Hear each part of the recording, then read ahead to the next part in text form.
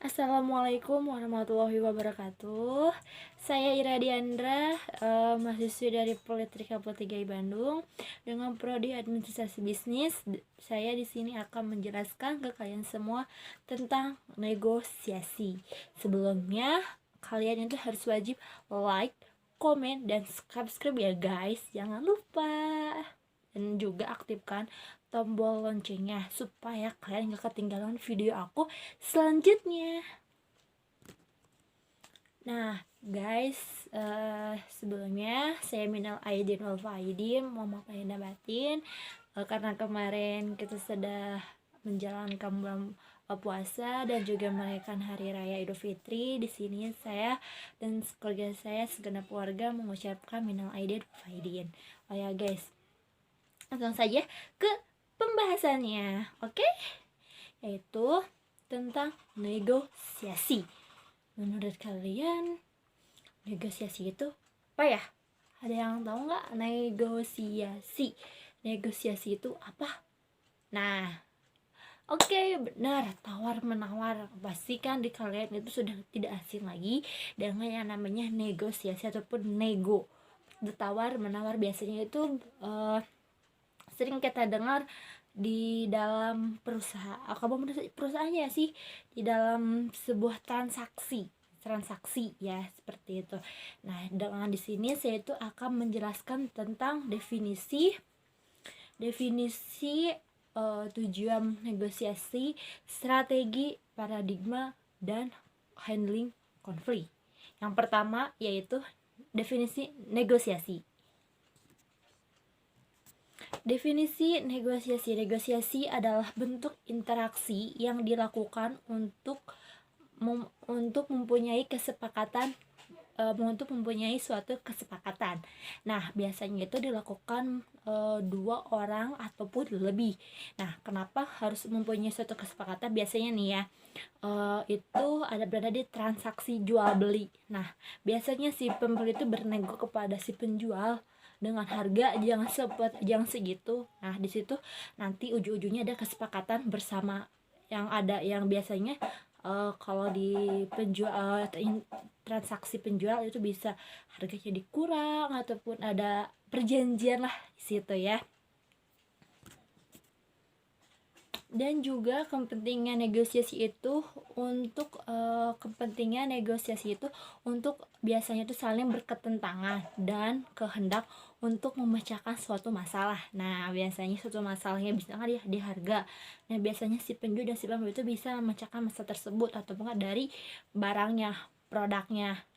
Misalkan ada tidak sesuai dengan kriteria, mungkin di situ ada negosiasinya.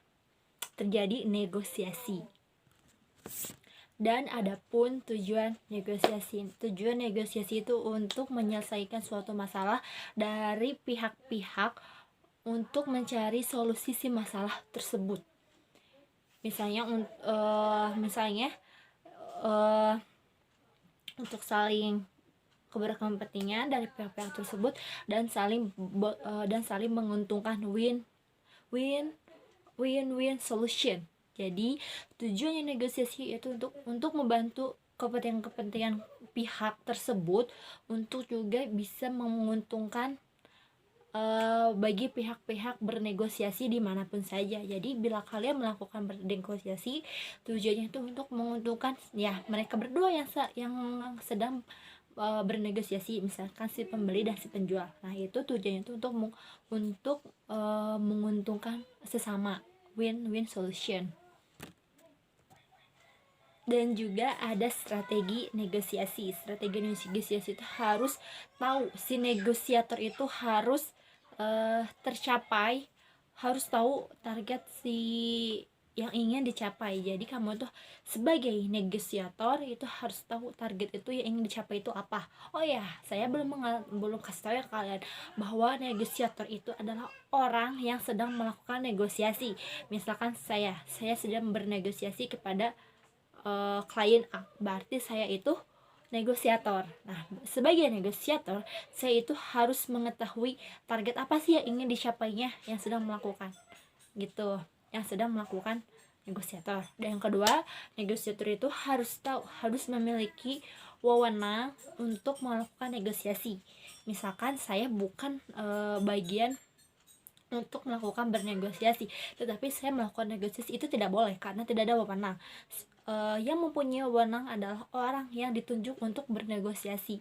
Misalkan kamu di bagian marketing dan kamu mempunyai tugas untuk bernegosiasi kepada si pembeli, nah boleh, kalian itu mempunyai wewenang. Kalau misalkan kalian tidak mempunyai wewenang, kalian jangan mau-mau ya, takutnya di situ ada hukum ataupun ada aturannya. Biasanya setiap perusahaan, setiap kerjasama atau setiap perusahaan biasanya suka ada aturan-aturan yang harus ditaati juga ya guys.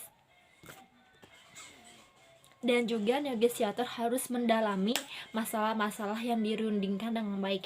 Nah, sebagai negosiator kamu harus mendalami masalah-masalah itu dengan baik. Misalkan masalah ini tuh si pembeli ataupun orang lain itu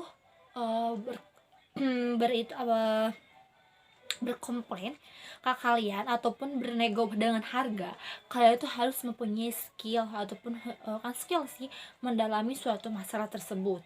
Kalau misalkan kalian memang belum menguasai masalah tersebut, kalian boleh melemparkan ataupun mencari tahu kepada orang yang berpengalaman. Dan juga negosiator mengenali mitra perundingan yang dengan baik.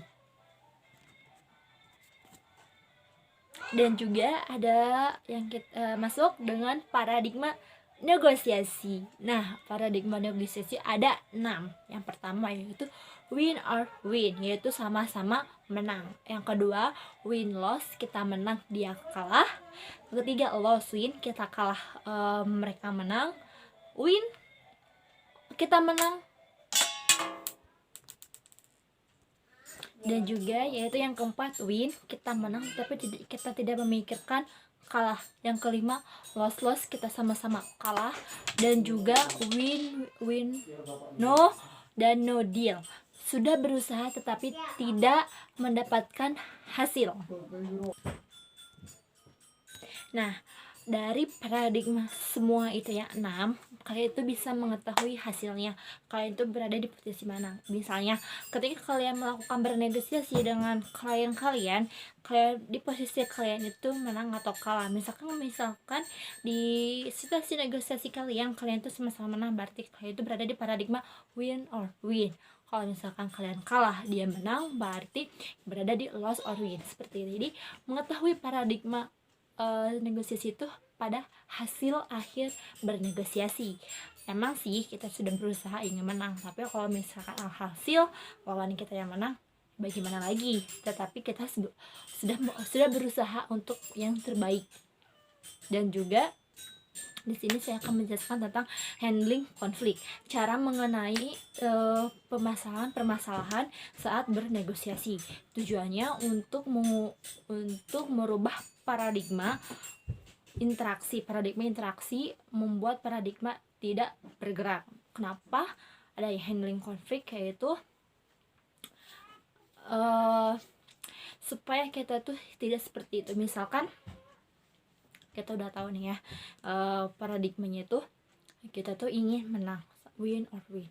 Nah, bagaimana sih untuk berkonflik pada saat bernegosiasi? Yang pertama yaitu cara handlingnya, cara berkomentar itu seperti konflik. Yang pertama yaitu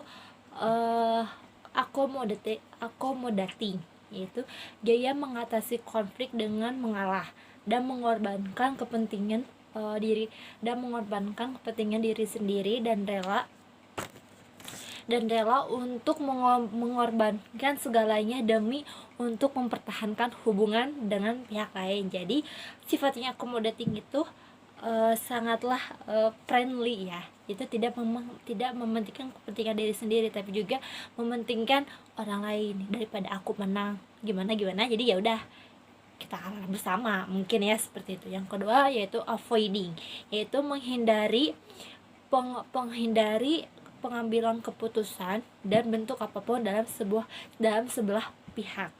Yang ketiga yaitu collaborating, yaitu berusaha untuk memuaskan diri sendiri, memuaskan semua pihak yang bekerja sama. Jadi sifatnya kolaboratif itu untuk memuaskan semua orang, misalkan pihak-pihak yang bersangkutan pada negosiasi, yaitu win or win. Nah, yang keempat yaitu competing, yaitu berusaha untuk menangani konflik konflik ini dengan mengalahkan pihak lain, gitu. Win loss kayak gitu.